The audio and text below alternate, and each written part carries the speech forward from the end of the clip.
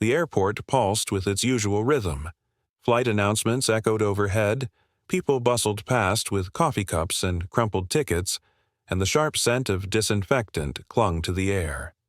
It was just another morning of departures and arrivals.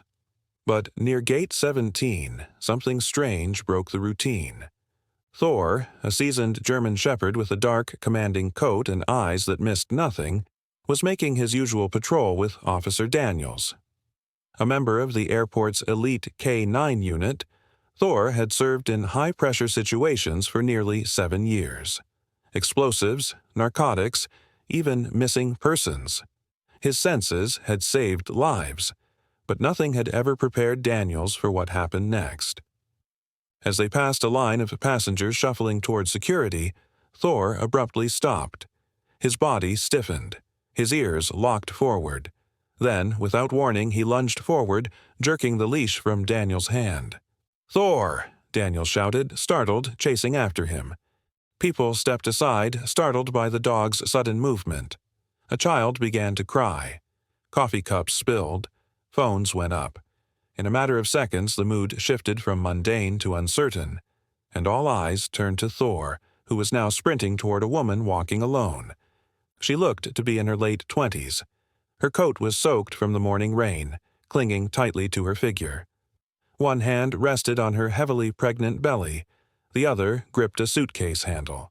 Her pace was slow, uneven. The crowd opened before her as Thor charged. She turned her head at the last moment and froze.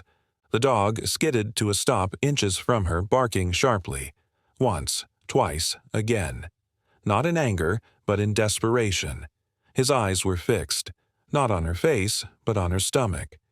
He circled, then stood in front of her, blocking her path, barking more furiously now. Panic rose around them. "Is he attacking her?" someone cried out. "She's pregnant. Somebody stop him." "No," said Daniels, catching up, breathless. "He's guarding her." But it was too late. The woman's knees buckled. Her hands clutched at the air as she gasped, her eyes rolling back before she collapsed into Thor's waiting body. The dog braced himself, cushioning her fall as alarms began to ring. Security surged. An emergency call went out over the radio. A woman, visibly pregnant, had just gone down at the busiest terminal in the airport. But what no one understood, not yet, was that Thor wasn't reacting to fear or danger. He was reacting to something deeper, something only he could feel. Something inside her was wrong. As the paramedics ran toward them, the dog refused to move. He stood over her, growling low, protective. He'd sensed it before she had. The warning signs, the subtle shifts. Something inside that woman's body was unraveling fast, and time was slipping away. And that's when Officer Daniels saw it. A faint stream of blood on the floor beneath her. Just a thin trail. But to Thor, it had been a beacon. The clock had already started ticking. Chaos erupted around them. "Back up! Give us space!" Officer Daniels shouted, waving his arms as paramedics pushed through the onlookers. Thor wouldn't budge. He stood over the unconscious woman like a statue carved out of instinct and loyalty. Eyes wild with focus, his body low and tense. The paramedics hesitated. They'd seen dogs before, even working dogs. But this was different. This dog wasn't aggressive. He was terrified. And he wasn't moving. "Thor," Daniels whispered, kneeling beside him, voice cracking with emotion. "It's okay, boy. Let them help." The shepherd's ears twitched. He looked back at Daniels, then at the woman, then let out one short, low whine, a sound of both urgency and surrender, before finally stepping aside. The medics sprang into action. One lifted the woman's eyelids. The other checked her pulse. A third was already cutting open her coat to examine her stomach. "She's hemorrhaging," one of them muttered under their breath. A fourth medic leaned close to Daniels. "We need to move now. If the baby's still alive, we're losing time." Daniels looked down at Thor, whose chest heaved in heavy pants. His fur was damp from the woman's blood, yet his gaze didn't leave her. He followed as the gurney was lifted, as the woman's pale face disappeared behind a curtain of frantic arms and flashing red lights. The medics ran toward the ambulance, and Thor tried to follow. Daniels reached out and stopped him. "Not this time, partner," he whispered. "You've done your part." But Thor didn't understand that. His whole body strained toward the woman, the one he had chosen in a sea of thousands, the one no one else had noticed, the one he knew was dying. By the time Daniels managed to get Thor back into the K-9 unit's SUV, the rain had started again. It wasn't a soft drizzle. It came down in sheets, blurring windshields, flooding the curbside. He sat in the driver's seat, drenched, watching the ambulance pull away, sirens blaring like a final warning.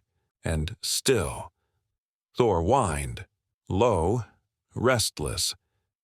Daniels had never seen him like this. Hours later, the silence inside the precinct was unbearable. Reports had to be filed, security tapes reviewed. But no one really knew what had just happened. Daniels played the footage back on loop, watching the moment Thor locked eyes with her, sprinted toward her, and barked like his life depended on it. And maybe it had. That evening, a call came in from the hospital. The woman had suffered a placental abruption, a rare and deadly complication. Doctors said that if another 5 minutes had passed, neither she nor the baby would have survived. But someone had known. Somehow, before anyone else, something inside Thor had told him. And that was only the beginning, because the woman had no ID, no documents, no emergency contact, no medical bracelet, nothing. To everyone else, she was a Jane Doe, but not to Thor. He was still pacing the precinct floor, ears twitching every time someone said her name, the one they had temporarily assigned her. Emily. It was just a placeholder, but for Thor, it meant something more. And when Daniels returned to his SUV the next morning, he found something waiting in the back seat that made his blood run cold. A hospital bracelet, with the name Emily scratched out, and another one scrawled underneath, hastily and in red ink. Sophie, baby girl, 2.6 pounds.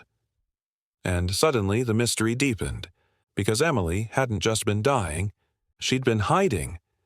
And now, someone wanted her found. The news should have brought peace, a life saved, a baby breathing, a miracle against the odds. But peace never came, not for Thor. He paced relentlessly inside the precinct, nails tapping against the tile floor, ears flicking at every creak, every footstep, every phone call. It wasn't just restlessness. It was agitation. Something was wrong, and Daniels could feel it too. And then came the second call.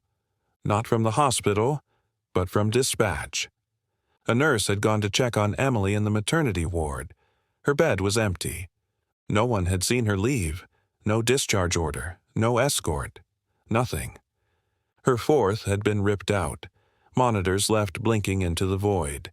And the baby? Still in NICU. Alone. Daniels gripped the steering wheel tighter as he raced through the rain. Thor was in the passenger seat now, uncharacteristically still, staring out the window like he was tracking a scent only he could detect. It didn't make sense. Why would a woman nearly die to save her child, only to vanish hours later? Unless she hadn't wanted to be found in the first place. And now, someone had helped her disappear.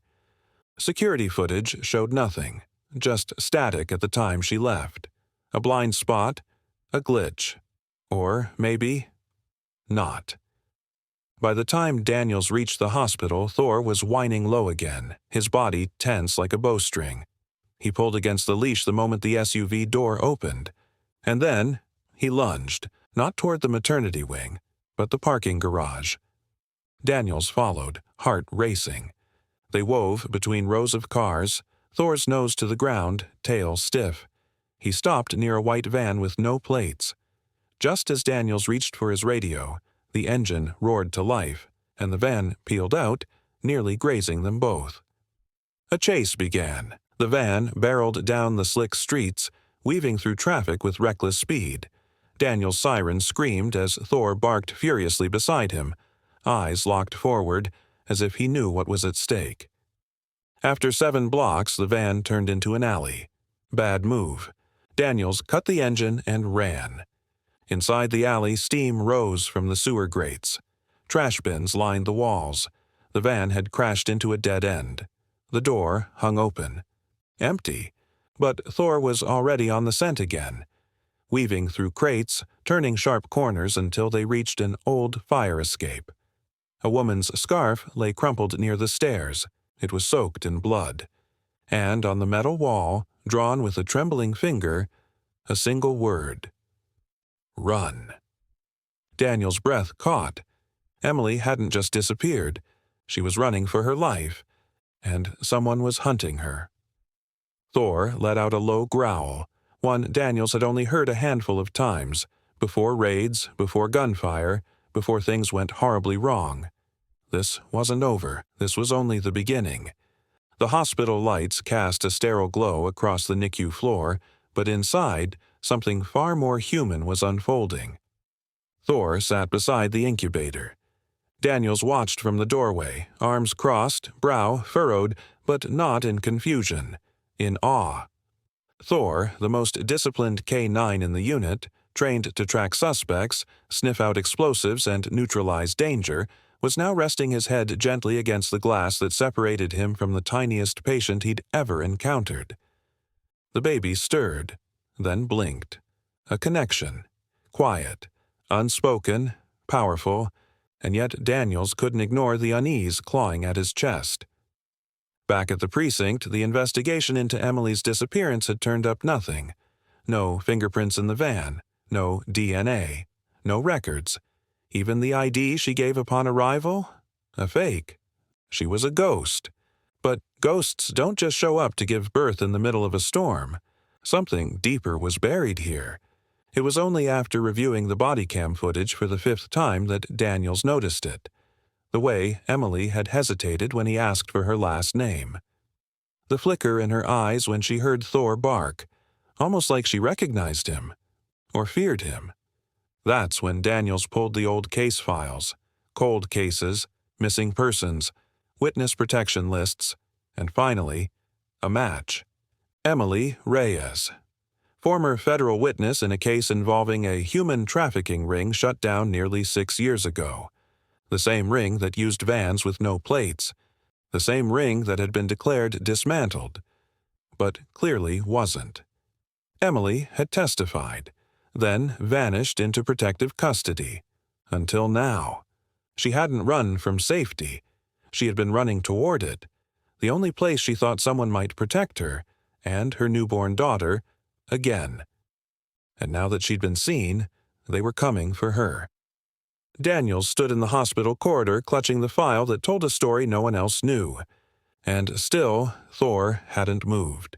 The baby, tiny and delicate, reached out blindly with her hand and pressed it against the glass. Thor pressed his nose gently in return. Daniels swallowed hard.